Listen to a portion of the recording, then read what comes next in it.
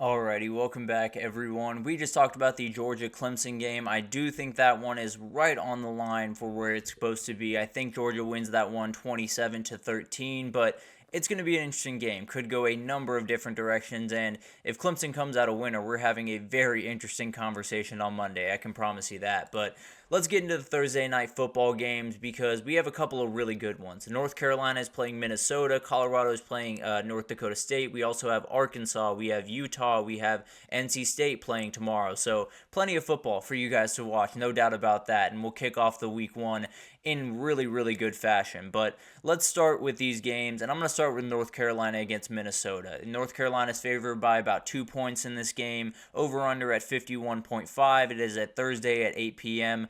Going to be a really, really fun game. It's one of those that maybe doesn't jump off the page the same way in LSU, USC, and all of these other incredible games of the year, but at the end of the day, two Power 4 opponents going at it in Minnesota.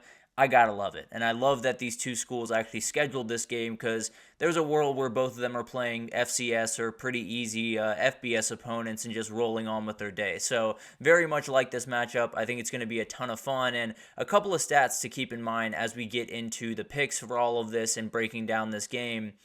Minnesota has won 9 of the last 10 games as an underdog against non-AP ranked opponents, so doing pretty well against teams that are not in that top 25. North Carolina has failed to cover the spread in 6 of their last 7 games. That was kind of the moniker down the stretch of the season where North Carolina was just not playing the football that they needed to play. And then Minnesota has covered the spread in 4 of the last 5 games against non-conference opponents at home, which is a huge, huge thing in this game and something we'll break down here in a second. But getting back into this, I think I'll start with the quarterback situations because that is all over the place, frankly. You look at UNC, Max Johnson, I tend to believe, is going to be the guy that trots out there first.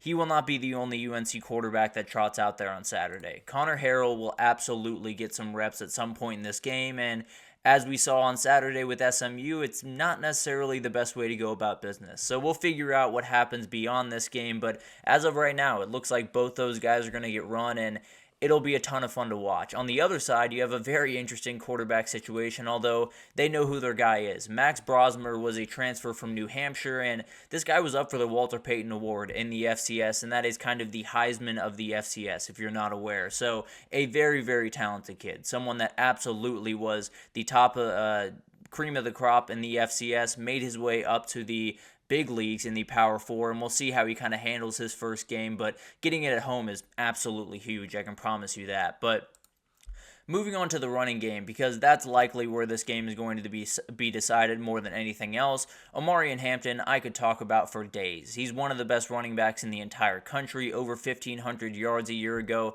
15 touchdowns, 5.9 yards per carry. The guy went to work. It was absolutely incredible to watch him, and we'll get into why it might be a little bit of a step back this upcoming season, but just a remarkable player and definitely will be the catalyst of that UNC offense by a mile, if I'm being totally honest. And then on the other side, Darius Taylor, his status for this game is a little bit up in the air. Not super sure how healthy he is because last year he only played 6 games, but in those 6 games he almost had 800 yards rushing, 5 touchdowns, 5.8 yards per carry. So the kid's very talented, no two ways about that. If he's on the field, he's going to make some plays. So a ton going into this game, and I think the run games are really going to be where you see a lot of this game decided, but the case for Minnesota is pretty simple, honestly. First of all, the quarterback advantage goes Minnesota's way. I feel pretty confident in that, but also playing at home is huge. This Minnesota crowd, I understand it's not, in top 10 lists or anything crazy, but they're going to be active. I can promise you that. PJ Fleck has done a great job of getting that fan base around this team even more than they already were,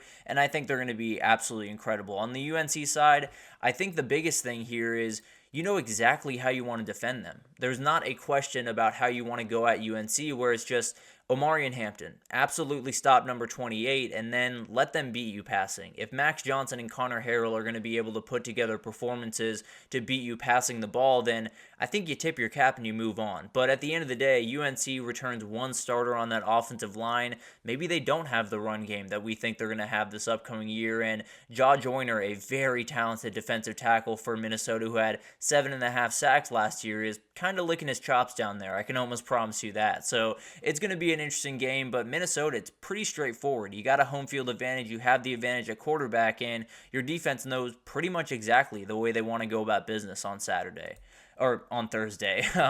Moving on to UNC, this one is very, very clear. The Golden Gophers are not good at stopping the run. They're gave up 149.1 yards per game on the ground last season, and multiple teams put up 200. And frankly, Omarion Hampton is a guy that could put up 200 by himself. So maybe it's one of those games that UNC doesn't need the quarterback issues. They don't need them to do anything other than turn the ball around, hand it off to 28, and then just watch him go. Because this kid is downright talented, and also overall, UNC just has the benefit of talent in this game. Whether you're talking about Camion Rucker on the defensive side of the ball, Omarion Hampton, Max Johnson, all of these guys are plenty talented and definitely have just the slight talent advantage over that Minnesota team. And obviously, they're going to go about business a little bit differently in Minneapolis compared to Chapel Hill. So it's kind of a really, really fun game. And I think when we get into what I really think is going to happen for this game, I like Minnesota. I've went into this game thinking one thing. I thought UNC was going to be able to run Omarion Hampton and be able to win this game kind of ugly, just kind of gut this one out. The further I looked into this game, the more I felt good about Minnesota. Whether it was UNC not having the offensive lineman they had from a year ago, Jaw Joyner being as dominant as he is, or Darius Taylor hopefully playing, being as good as he is, I think Minnesota is able to sneak this one out. And it being at home obviously helps this a little bit as well. So I think UNC starts the season off on the wrong foot. I think Minnesota gets this one done 23-20. It is going to hit the under. I feel pretty good about that. 51.5 seems pretty lofty for two teams that are going to do a lot of their work on the ground. So I think this one is going to be a nail biter down to the wire, a little bit ugly at times, no doubt about it, but I do think Minnesota takes this one 23-20 and starts their season on probably a better foot than some people thought they were going to. But moving forward, we got to talk about Colorado and North Dakota State because everyone's circling this one, and it's a lot of people circling it because they want to see Deion fail. That's just the plain simple truth. That's the case around a lot of college football right now, but there will be people hate watching this, no doubt about it. But Colorado is favored by 10 points going into this game. 60.5 is the over-under, so pretty lofty as you can imagine with the Colorado defense from a year ago, and this one's going to be at the exact same time, so you might want to break out that second TV and see if you can get this Colorado game on at the same time as that UNC one. But overall, some facts to keep in mind for this one. Colorado went 4-8 last season, obviously. NDSU 11-4. So they are a team that is coming off a really good season. Frankly, it might be a little bit of a step back for the NDSU program, but at the end of the day, still a very capable team, returns a lot of players, and that's kind of the big storyline of this game. But the underdog has covered the last five spreads in the last 6 games for Colorado, and then Colorado has failed to cover the spread against any non-FBS teams in its last 5 games. So definitely a huge couple of things to keep in mind. Now, the FCS one is going to be one that you're not necessarily going to want to put as much weight into because they haven't played an FCS team since Deion showed up a year ago. So that's one a little bit of a wash, but if you wanted to bet against Colorado and had an argument to make for it, then you might as well throw that one out there, I suppose. But getting into this, what the craziness of this game is going to be, and for me, it starts with the North Dakota State run game. I think that's the place that a lot of this game is going to be decided, and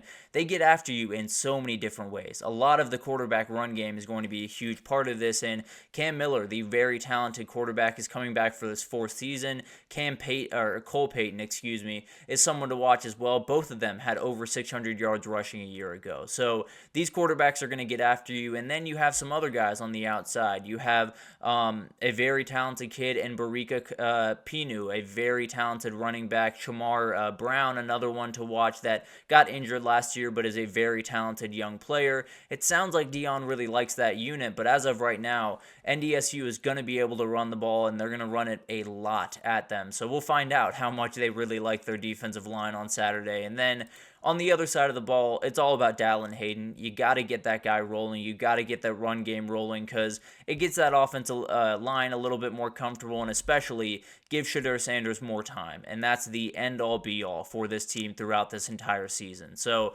overall, I think you look at Colorado, and the talent level is firmly on their side. I think the transfer portal guys they brought in, LaJohntay Wester, Will Sheppard on the outside, are going to be absolute stars for this team throughout the year. So I think a ton of very, very talented players, and very much like this group for Colorado on the outside. For NDSU, they did lose some big-time players like Eli Green making his way over to Iowa State, but Raja Nelson is a guy to watch, a very talented player, and likely going to see a lot of Travis Hunter on Thursday night. So going to be an interesting battle to watch there, but my case for North Dakota State is pretty simple. All things considered, it's pretty simple. It's not simple to execute, but definitely simple to say. Keep that guy on the sideline. Shedeur Sanders is the best player in this game by a mile. He is a guy that absolutely can totally change the complexion of really any game, but especially a game where the talent level on the other side isn't necessarily up to the talent level that he has. He is going to be able to possibly take over this game if they let him. So the goal for NDSU is just run the ball, control the clock, make sure that that offense and that guy in particular is on the sideline for as long as possible. And then on the other side, it's all about that defensive line. It's a really, really good group. Dylan Hendricks, sacks leader from a year ago, very talented edge rusher. And then you have a couple of really talented interior guys in Will and Eli Mostert. I apologize, that's quite the last name, but at the end of the day, both those guys are very elite defensive tackles, and they have a ton of experience. So it sounds like Dion loves his defensive line. I don't know how much he loves his offensive line. He's been a little bit coy when talking about them, and it'll be interesting to see what these very, very talented defensive linemen can do against this unit. Moving on to Colorado, the case is very simple. The skill position players, there's a comfortable gap here. The wide receivers, the running backs, especially the quarterback, there is a comfortable gap between what Colorado players can do and what North Dakota State players can do. So that's the way you're going to beat them in a lot of ways, is just get the ball in the hands of LaJohntay Wester and Will Sheppard and all of those elite receivers, Travis Hunter, another one, and just let them go to work, plain and simple. And then the other thing I really like about this team is I do like this D-line. The interior D-line I'm still a little bit out on, but at the end of the day, I love BJ Green. I love Deon Hayes on the outside. I think both of those guys are going to be huge, huge players and were huge upgrades for this team when they got them, no doubt about that. So if they can slow down that NDSU running game, especially the quarterback running game, they're going to be plenty successful. But on to my picks for this game. I think Colorado,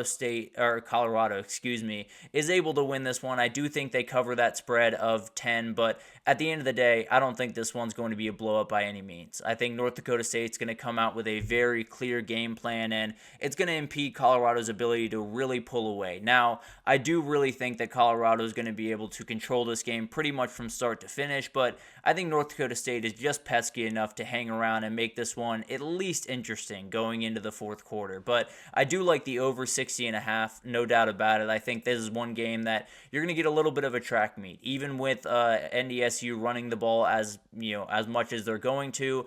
I think they're going to be able to score plenty. So I think this is going to be a ton of fun, and I do like that over to hit. I just realized I was doing the Georgia caption there. Apologies. But at the end of the day, I think this is going to be a couple of really fun games tomorrow that we're all going to want to tune into. But that'll do it for the second segment here. Let's get into the third segment here in a second, and we'll talk about UConn possibly making their way into the Big 12. Definitely a really interesting debate that's going on around Big 12 circles, and one that I think might have a couple more hurdles to get over than a lot of people seem to think. But we'll get into that right after this, so stick with us.